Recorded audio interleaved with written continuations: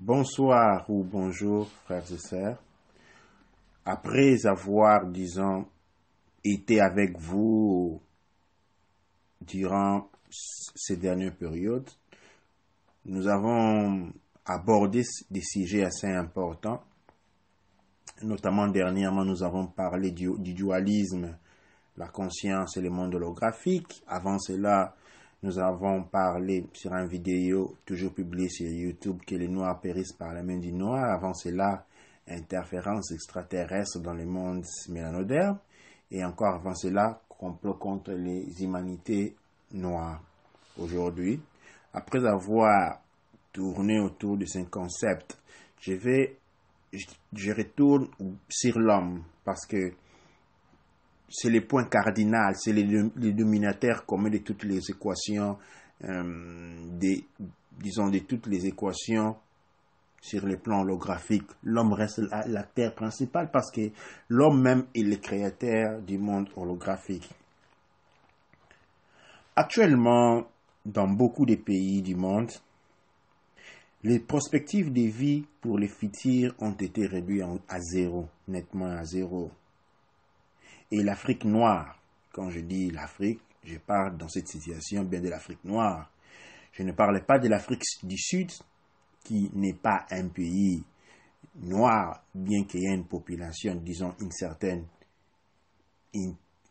partie de sa population est noire, et je ne parle non plus de l'Afrique du Nord. Je m'intéresse bien de manière pas excentrique, mais concentrée sur les problèmes de l'Afrique noire. En ce moment où nous parlons, l'Afrique noire est blindée. L'économie a été complètement déviée. Aujourd'hui, l'économie de l'Afrique noire est organisée de manière à maintenir le peuple noir dans la pauvreté.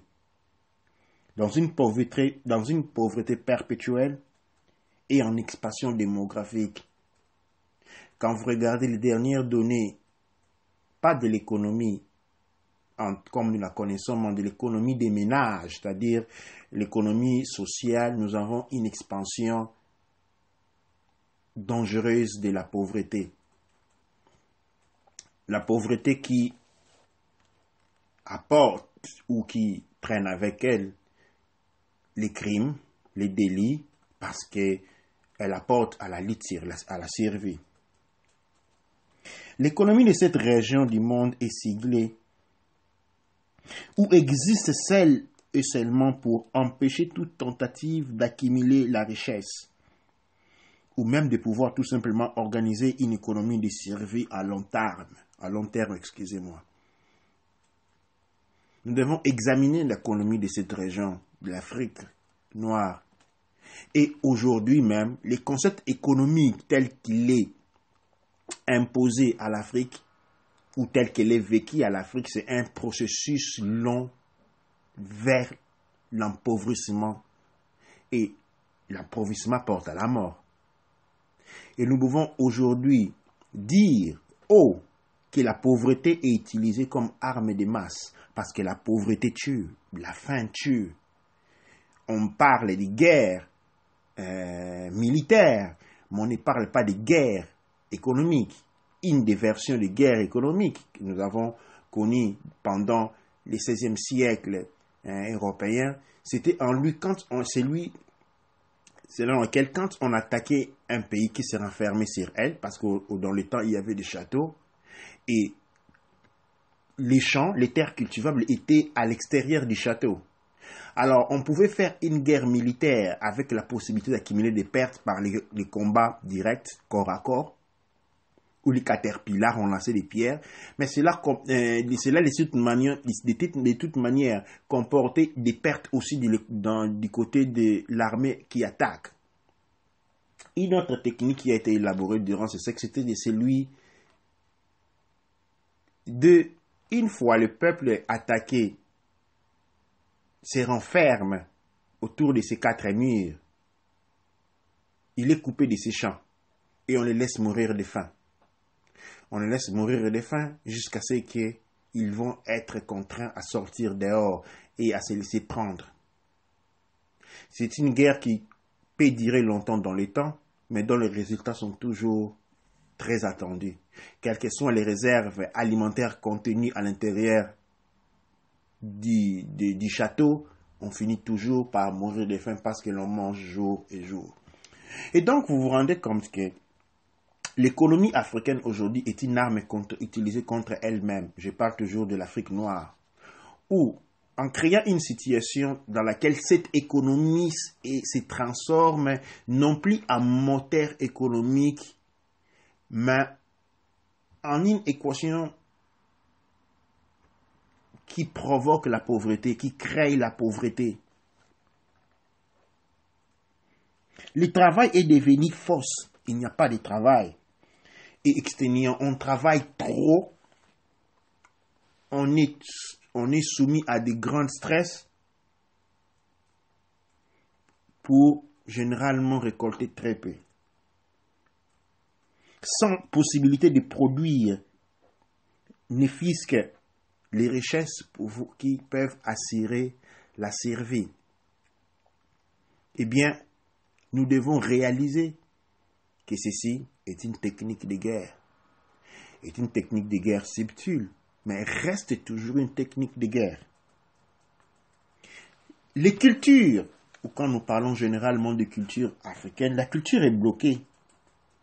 Dans une situation sociale, démographique, d'ignorance et de folklore, représentant ou porte-garant d'une culture fausse, des systèmes de traditions agressives et étranglantes, de toute possibilité d'expression intelligible et anémique. C'est l'âme qui meurt. C'est l'âme africaine qui est en danger. C'est l'âme collective africaine qui meurt. Surtout dans la mesure où, en Afrique noire, l'université, comme machine producteur d'un élan culturel, a complètement disparu. Les universités ne servent plus à rien, d'autant plus que de la contrepartie, c'est lui qui permettant l'embauchement est réduit au néant. Elle est réduite à la pauvreté. Dans cette situation, la culture se bloque parce qu'il n'y a plus de production culturelle. Et quand il n'y a plus de production culturelle, c'est l'âme même qui s'arrête parce que l'âme s'exprime à travers des expressions intérieures. Et les expressions intérieures sont comprises dans ce que nous appelons manifestation culturelle, la compréhension du monde. Il s'interroger sur les demain, aspirer à la grandeur, avoir des idéologies dans un système où l'économie a été renversée de sa nature, eh bien cette production culturelle tout simplement cesse. Mais elle ne date pas d'aujourd'hui. Elle ne date de bien longtemps, mais nous n'avons pas vu cela arriver. Pourquoi? Parce que nous manquions des éléments de lecture, nous manquions de connaissances. Un élément que nous devons aujourd'hui reconnaître, c'est que l'Afrique noire n'a pas de connaissances. Nous avons perdu tout instrument de connaissance. Et généralement, ceux qui nous sont présentés comme connaissances ou des instruments, ce sont des connaissances qui nous ont été données pour nous égarer du chemin. D'entre mes frères et sœurs, quelqu'un dirait, c'est pas vrai, on a des connaissances. Mais les connaissances devraient apporter des résultats. Et quels sont les résultats de ces connaissances? Regardez autour de vous. Pas du tout. L'Africain noir, se trouvant tant en Afrique qu'en Europe, du point de vue collectif, accumule un échec génération après génération. Mais cela est dit à la connaissance contenue, puisque quand la connaissance est inutile, les résultats sont inutiles. Et donc, mon équation démontre qu'il n'y a pas de connaissance. Et ce que nous avons été vendus comme connaissance, était connaissance dans la mesure où elle n'était là que pour assurer notre échec. Nous parlerons ici de la contre-connaissance. La contre-connaissance est ce qui t'a été donné exactement pour assurer ton échec. Et nous avons connu des échecs génération après génération. Et cette contre-connaissance s'applique dans les domaines scientifiques, soit culturels, soit religieux, soit techniques, et ainsi de suite. C'est un grand problème que nous devons résoudre. Le bien-être personnel, psychique, intérieur est mis en grand danger grâce à une série d'innovations technologiques comme celui de Facebook. Alors, dans un système où la production culturelle est bloquée, quand l'émanation spirituelle est bloquée, Facebook devient l'alternative. Mais une alternative dangereuse. Une alternative qui peut créer beaucoup de problèmes et qui a déjà créé beaucoup de problèmes. Et les problèmes est né par rapport à ce qu'on appelle la promiscuité. Qu'est-ce que cela veut dire? La promiscuité est le fait que nous partageons les mêmes espaces. Tous, nous sommes coincés dans les petits espaces. Cela a été, disons, nous avons vu cela se produire durant les contingents des maladies en Europe du XIIe siècle. Beaucoup de maladies se sont contaminées pour l'effet que les gens, par exemple la variole, ainsi de suite, la peste, ont été dangereuses, ont ravagé les populations en Europe, tout simplement parce que les gens s'amassaient les uns les autres. Il n'y avait pas assez d'espace. Les gens vivaient dans des villes où généralement il n'y avait pas d'arbres. En fait, l'absence des arbres, l'absence de la végétation rendait la contamination des germes rapides et très puissants. Ce qui a porté à la destruction, ou disons à la mort d'une grande partie de la population occidentale de l'époque. L'Afrique a toujours été, nous avons vu dans le temps, une vie à l'intérieur de notre vie, la vie parmi les arbres, parmi les forêts. Et les forêts ont toujours, ou les grands arbres dans les villes, ont toujours cette capacité d'arrêter la contamination des maladies par le fait qu'ils sont une équation contraire de la promiscuité. Vivant dans une ville pleine d'arbres, il n'y a pas de promiscuité. Parce que les espaces ne sont pas tellement condivisés, les arbres ou la végétation servant d'intermédiaire ou de murs électromagnétiques, empêchant de ce fait les transmissions des maladies. Facebook, par contre, enlève la promiscuité et plonge l'individu sans santé personnelle, physique et psychique devant un grand danger. La promiscuité représentée par la présence sur Internet. Sur Internet, chaque fois qu'on est sur chaque efface Facebook, on est relié à des millions et des millions de personnes. Ces milliers et des milliers de personnes, dividant les mêmes espaces virtuels, créent ou, disons, favorisent les passages des maladies mentales. Et c'est un danger. C'est un danger parce qu'en ce moment, nous comprenons, nous réalisons grâce aux connaissances nouvelles que c'est même instrument qui est aujourd'hui un grand moyen de diffusion de connaissances. Nous devons les reconnaître ainsi que je les reconnais. À une revers de la médaille, c'est-à-dire représenter un arbre très dangereux, c'est-à-dire un arbre capable de diffuser des maladies mentales à une vitesse énorme. Ainsi donc, nous nous trouvons dans un univers dangereux. Et au début, j'ai parlé des connaissances. Quelles sont les connaissances dont nous allions faire, nous devrions être fiers? Ce sont des connaissances qui nous permettent de comprendre notre monde et d'interagir avec ce monde, d'équilibrer ce monde pour le bien-être. Les connaissances ne doivent pas être du genre à ne pas avoir d'effet direct sur la vie des gens, disons, sur l'expérience des gens. Et ça, c'est la situation des connaissances que nous avions été vendues. Aujourd'hui, nous parlons du grand mensonge. Dernièrement, j'ai parlé du complot contre l'humanité noire. Pour commencer, en réalité, il s'agit de complot contre l'humanité généralement. Parce qu'en réalité, il n'existait pas les humanités noires. Il n'existait pas les humanités blanches ou jaunes, ou quoi qu'il en soit. Tout simplement, quand vous étudiez l'histoire, vous débarquez au Xe siècle et vous vous rendez compte que la différenciation raciale n'avait jamais été disons, inventoriée. La différenciation raciale est un phénomène social et non un phénomène scientifique ou physiologique, comme il a été défini. Ça n'a jamais été un problème. Et quand bien même, comme je l'ai annoncé, ou disons prévu la dernière fois, en disant, notez, je vous l'ai dit pas prévu. Dans les années à venir, personne, ce problème, disons, cette situation sociale ne va plus exister. Tout simplement, les gens ne vont plus se distinguer entre eux en se définissant entre noir et blanc. Non, cela ne va plus exister. Les gens vont commencer à se définir selon leur territoire. Aujourd'hui, avec la mort de l'Union européenne, à la sortie de l'Angleterre de l'Union européenne, on est rentré à l'époque où les gens vivaient dans des blocs.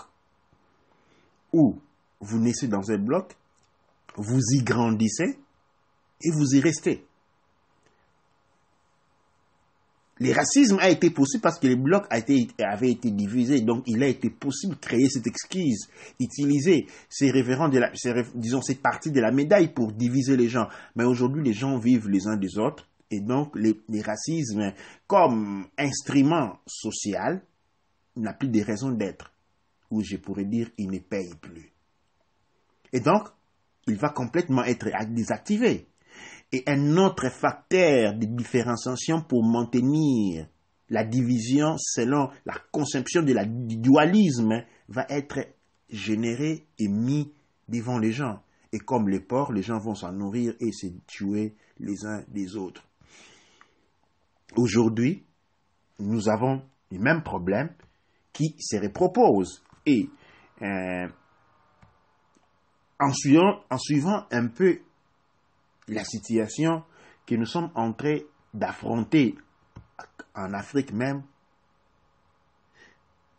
nous devons nous poser certaines questions.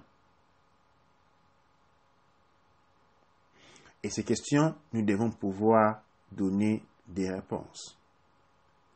Dernièrement, il y a eu un problème en Afrique sur les boissons Fanta et Coca-Cola, si je ne me trompe pas, Fanta et autres.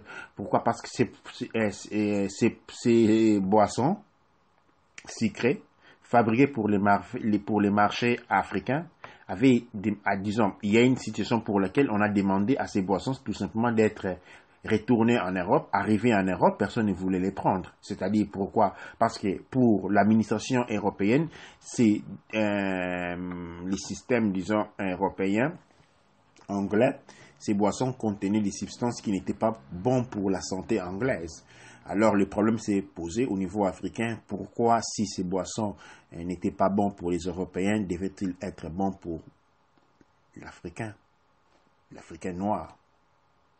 Oui. La discussion a allé pendant longtemps et on s'est amusé à passer les torts ou la raison de gauche à droite. Mais les problèmes, selon moi, se situent à un niveau encore beaucoup plus profond. Le manque de connaissances. Nous devons réaliser que toutes connaissances cataloguées que nous avions connues jusqu'à aujourd'hui, que nous avons définies comme nôtres, nous a tout simplement été données. Dans une de mes publications sur la page politique ici sur Kikela Wamazulu, j'ai répertorié les débuts de la colonisation ou disons de l'occupation des terres africaines et c'était en 647. En faisant un exercice mathématique, il est facile de se rendre compte que nous sommes sous domination depuis 647 avant l'ère chrétienne. Et cela fait plus exactement 2644 années de domination. Avec 2644 années de domination, il est difficile de savoir ce qu'est sa propre culture. Ce que nous définissons culture généralement. C'est une manière d'être qui nous avait été imposée justement aux intérêts des autres. Et comme vous voyez, c'est la question pour laquelle beaucoup de personnes n'arrivent pas à trouver des réponses. Pourquoi l'Afrique noire étant si riche en minerais, est-il aussi pauvre? Tout simplement parce qu'il a une attitude qui est celui qui lui a été imposé par les maîtres. Les Noirs se disputent entre eux. Nous n'avons pas encore acquis, ou disons, nous manquons de conscience collective véritablement. Les Noirs se réunissent parce qu'ils ont la peau noire. Difficilement, on se croit.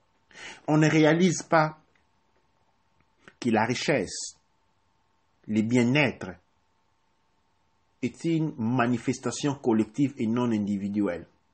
C'est-à-dire, du point de vue de la collectivité, si la collectivité devient riche, c'est-à-dire tous les composants de cette collectivité deviennent riches. Ça, cela constitue un système de connaissances qui nous a toujours été nié dans la conception noire africaine. La richesse est personnelle. La communauté est là seulement pour confirmer que je vaux mieux que les autres. Je suis toujours en lutte contre les autres. C'est toujours les autres contre moi. Je dois faire de mon possible pour démontrer aux autres que je vaux mieux que eux. Et cela commence dès les écoles. Quand on dit qu'il est le premier de la classe, le deuxième de la classe, le premier de la classe est mieux que tous les autres. Et les autres sont au-dessus de ses pieds. Le deuxième est légèrement au-dessus des pieds du premier, mais lui, il a encore beaucoup d'autres. Et quand vous arrivez au 10e, 11e, 12e de la classe, c'est toute une communauté de personnes qui sont perdues. Dans une classe, il peut y avoir 60 étudiants, il n'y a qu'un seul premier, un seul deuxième, un seul troisième, un seul quatrième, un seul cinquième. Du 6e en bas, c'est de la pourriture. Vous arrivez au Occident, c'est tel système tout simplement n'existait pas. Parce qu'à toute personne est accordée une chance de devenir tout ce qu'il peut être. Vous vous rendez compte que nous avons hérité un système destructif et que nous avons absorbé comme mécanisme. Et c'est là pour dire que nous avons, toute génération, contribué à complètement démanteler la successive, la suivante. Pourquoi? Par manque de connaissances. Et surtout parce que nous ne vérifions pas l'information. Et cela vient de la religion. La religion est un processus mental qui a tué toute la capacité créative de l'homme noir. L'homme noir, aujourd'hui, ne se rend pas compte de la beauté, de la présence, de l'excellence africaine et est prêt à pour aller vivre en Occident dans un pays où les arbres n'existent pratiquement plus, où la nourriture est pratiquement aujourd'hui réduite au plastique. Pourquoi cela? Cette problématique se trouve dans la conception religieuse, dans le fait que l'homme noir africain s'est complètement laissé absorber dans un mécanisme qu'il ne comprend pas. Ainsi donc, vous trouverez des personnes, vous donnez des exemples qui se rapportent à Abraham. Dans un premier lieu, Abraham n'a pas vécu en Afrique pour ce qu'on peut en juger en étudiant la Bible. Et il y a ce que nous appelons la géopolitique, la situation économique et les interactions existentielles. Déjà, il est difficile de faire une corrélation entre une personne vivant en 2017 en Europe et en Afrique. C'est difficile parce que les situations ne sont pas les mêmes. Les conditions de vie ne sont pas les mêmes. Les conditions psychosomatiques ne sont pas les mêmes. Et par conséquent, les modèles de vie sont complètement opposés.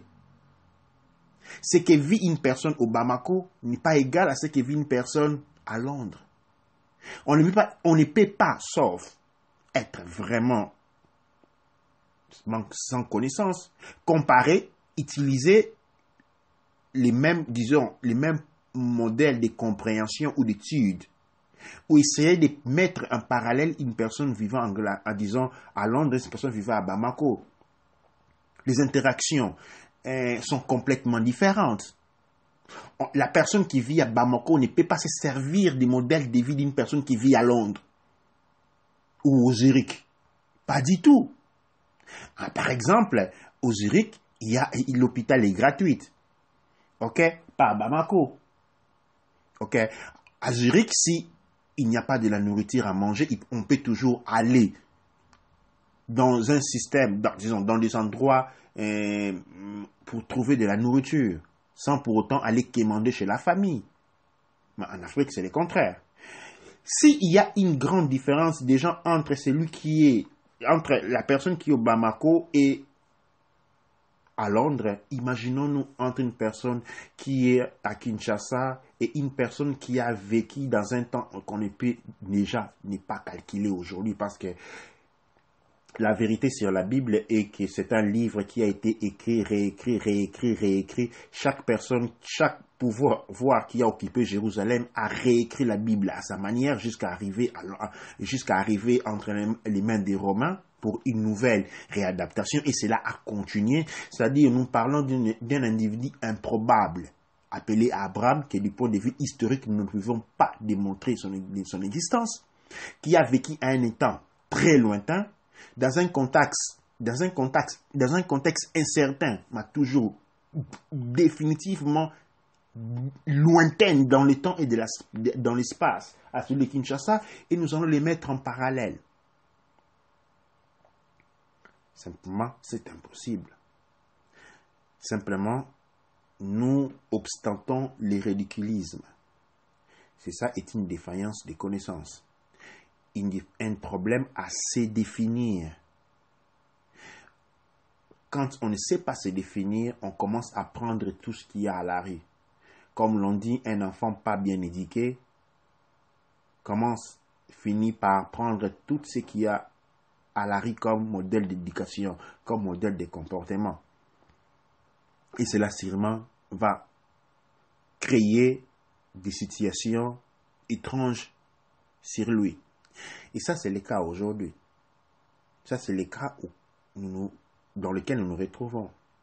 Les recherches dans les domaines archéologiques, philosophiques, anthropologiques, dans les domaines scientifiques, dans le cadre de la physique, de la biologie, apportent des connaissances nouvelles et nous permettent aujourd'hui de connaître le monde que nous ne connaissions pas avec des paramètres d'exactitude proches. Pas de la vérité, mais de ce que nous pouvons concevoir comme vérité, parce que la vérité, elle est bien relative. Cependant, elle nous permet de réaliser aujourd'hui même que ce que nous avons été présentés comme vérité, dans tout le domaine, en commençant par la religion et en passant par les sciences, jusqu'à arriver en philosophie et en technique, étaient des vérités arrangées, des vérités créées et manipulées pour obtenir un seul résultat, notre échec. Avec cette réalisation scientifique devant nos yeux, nous devons nous poser la question: voulons-nous continuer à prétendre que tout va bien et continuer à échouer génération et génération? Avez-vous vraiment le courage de regarder vos enfants et leur envoyer échouer quand les probabilités d'échouer sont hautement probables, justement parce que vous manquez de courage de vous reconnaître la vérité? Est-ce votre problème d'ego? Est-ce votre problème personnel à reconnaître un échec en vous du fait que les connaissances sont manquantes, les directions sont manquantes et les bases sont complètement fausses? Est-ce vraiment cette incapacité ou cette problématique à reconnaître cette situation va-t-elle influer jusqu'à nous pousser à envoyer les nouvelles générations, les jeunes générations à la défaite, à la dérive sûre et certaine, jusqu'à parce que nous n'avons pas assez de courage pour reconnaître d'avoir été mis dans les sacs? Cela est une question, mais aussi un raisonnement que nous devons nous poser tout un chacun. tout et chacun. Aujourd'hui, l'Afrique est dévorée par les tensions politiques. De l'Afrique du Nord à l'Afrique du Sud, ce sont les problèmes politiques. Mais c'est quoi réellement la politique? Savions-nous cela? C'est quoi la politique? Nous devrions pourtant y réfléchir. La politique est un jeu de distraction. Kabila est là pour que les gens combattent contre lui, ainsi que l'a été Mobutu. Ou, je dirais, Sassou est là pour que les gens combattent contre lui, comme l'a été Idi Amin, comme l'a été tout ce que nous avons connu comme leader politique, leader d'une certaine manière.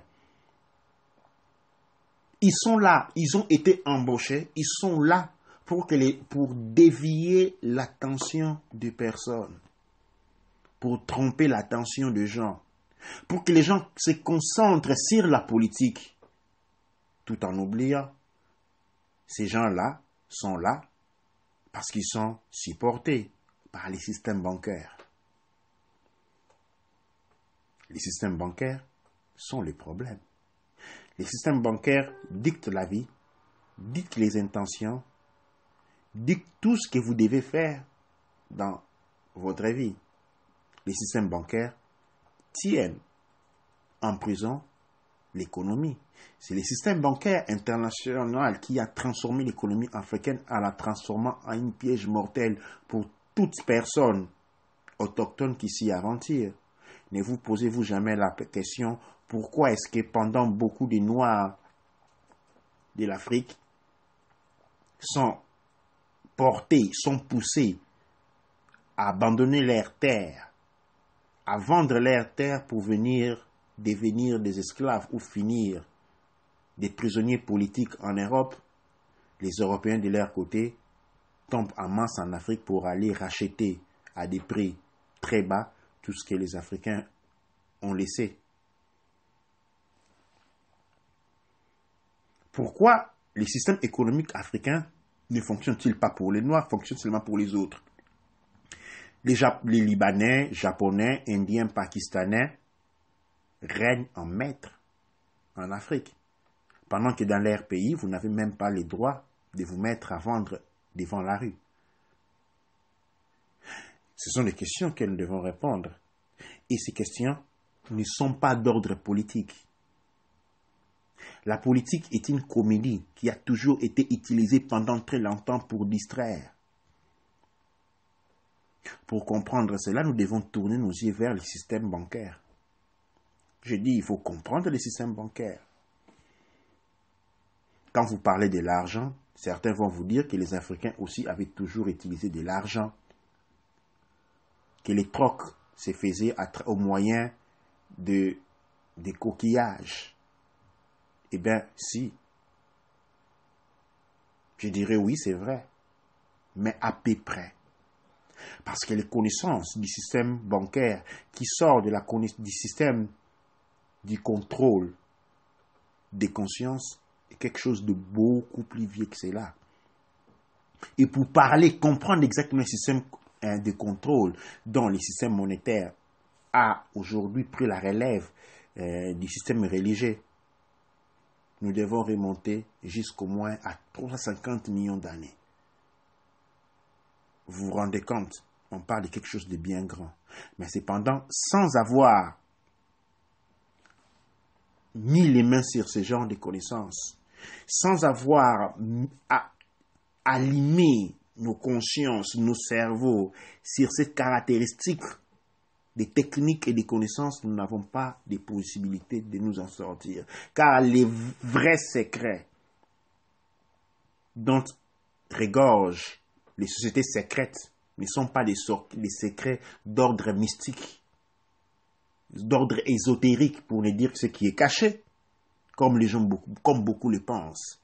Eh bien, les secrets dont regorgent les sociétés secrètes occidentales qui ont été pris en Égypte, et de l'Égypte, ils sont arrivés parce que de l'Égypte, ils sont venus du Sumer, sont les techniques de manipulation des personnes, les techniques médicales avancées, la science de la manipulation à travers les finances, les techniques et technologies militaires, les techniques pour la fabrication des engins militaires et commerciaux, et la technique de la manipulation d'esprit. Ceux-ci sont parmi les plus grands secrets de l'humanité. Les secrets qui reposent entre les mains de peu et qui les ont permis à travers les âges de contrôler tout le monde. Cela n'a rien à voir avec des pseudo-spiritismes, des esprits, des PV, ainsi de suite, rien à faire. On parle de la vraie technologie. Certains ne seront pas d'accord. Moi, je vous dirais, si ces esprits existent, pourquoi ne sont-ils jamais rentrés en activité? Et quand ils sont rentrés en activité quelque part, je pourrais vous démontrer qu'il s'agit seulement de l'activité, de l'activité du cérébral. Quand quelqu'un est capable d'utiliser son cerveau, quand quelqu'un est capable de mettre à fruit les 100% de son énergie ou de l'interaction entre son énergie de conscience et le cerveau, il peut opérer des miracles. La plupart des miracles que nous avons connus descendent du fait de la connaissance qu'il y a entre les champs de conscience, la conscience unifiée que nous sommes, que nous pouvons être, et le fonctionnement du cerveau. C'est la même interaction qu'il y a entre un très bon chauffeur et une voiture très bien fonctionnante. Ce n'est pas de la magie. Ce n'est pas du juju comme nous aimons souvent dire en Afrique noire. Mais c'est une science que beaucoup ne comprennent pas. Tout comme aujourd'hui, quand vous prenez votre computer Mac, votre téléphone Mac, votre, voiture, et vous êtes ramené au XIIIe siècle, tout simplement, vous serez paragonable, vous serez comparable à un dieu. Tout ce que nous définissons aujourd'hui comme magie va devenir la science de demain. Il suffira juste le temps que quelqu'un l'éprouve au laboratoire pour que ça devienne science. Tout est science, dans le sens que tout est scientifique. Il n'existe absolument pas de barrière entre la science et la religion. C'est un statut créé juste pour maintenir l'ignorance. Il n'y a pas de séparation entre la science et la religion. Tout simplement parce que ces deux protagonistes, science et religion, sont les deux versos de la médaille de ce que nous appelons les connaissances. Les connaissances intérieures et les connaissances extérieures. Eh bien, chers Pagny, chers frères et sœurs, j'espère que cette petite relatation vous a aidé. Et pour toute question, comme beaucoup l'ont déjà fait, vous pouvez me contacter sur mon Facebook, Kinkela Amazulu, ou bien il y a mon site politique, Mana aussi. Vous pouvez lire mes publications sur Kinkela Amazulu. Je vous demande de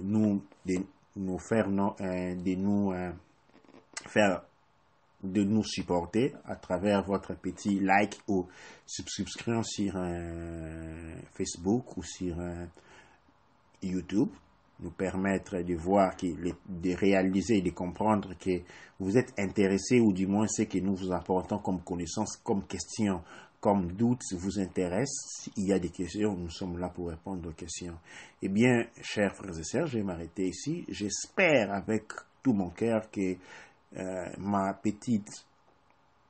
mon petit discours a généré en vous beaucoup de questions, parce que pour avoir des solutions, nous devons avoir des questions. Et les questions vont nous porter petit à petit vers la création d'une nouvelle société. Nous devons être capables de créer, de parcourir ou de mettre sur pied un nouveau ordre. L'ordre qui nous permet d'évoluer non le nouveau ordre mondial dans lequel l'homme est seulement un esclave, dans lequel l'homme devient un produit de la mécanique élevée, de la biotechnologie pour les plaisirs de peu. Eh bien, cher Pangui, c'était votre Pangui, si vous voulez, Kinkela Mazulu, d'Imana et des scientistes noirs. Je vous remercie et je vous donne rendez-vous à notre prochaine rencontre. Merci.